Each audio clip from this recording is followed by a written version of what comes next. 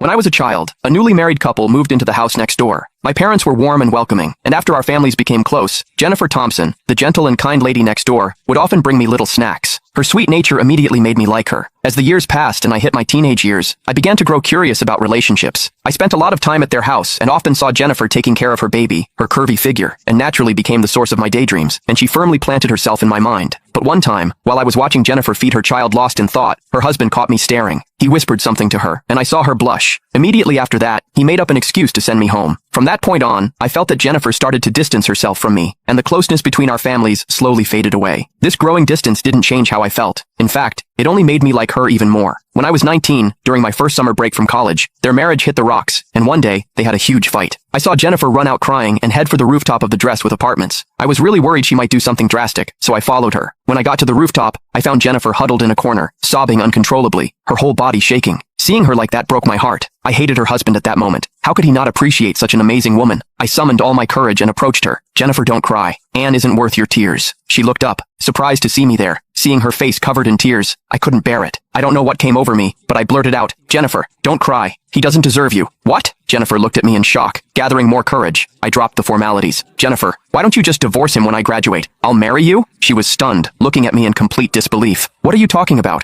she finally asked. "I like you," I said, my heart racing. I had no idea where this boldness came from, but I'll never forget the look of shock on her face. "You're just a kid. You don't understand anything," Jennifer said as she stood up trying to leave. But just as she passed by, I grabbed her hand. "Let go," she demanded, her face flushed with embarrassment as she tried to pull away. "What are you doing?" I was so nervous I couldn't think straight. I didn't know why I was being so impulsive, but in that moment I made a bold decision. I pulled her into a hug and kissed her. That kiss was my first, but it wasn't sweet. Suddenly Jennifer bit my lip. "Ouch!" I yelped in pain, immediately letting her go before I could say anything else. "You little jerk, smack!" Jennifer slapped me hard across the face and ran off crying. That snapped me back to reality. I was filled with regret, constantly replaying the scene in my head, asking myself what the hell did I just do? I was terrified she would tell my parents, or worse, her husband. I couldn't go home that night. Instead, I spent the entire night on the rooftop, too scared to face anyone. It wasn't until late that night that my worried parents came looking for me. Jennifer came along with them. "Luke, what's gotten into you?" my mom asked, panicked. "Luke, don't scare us like this,"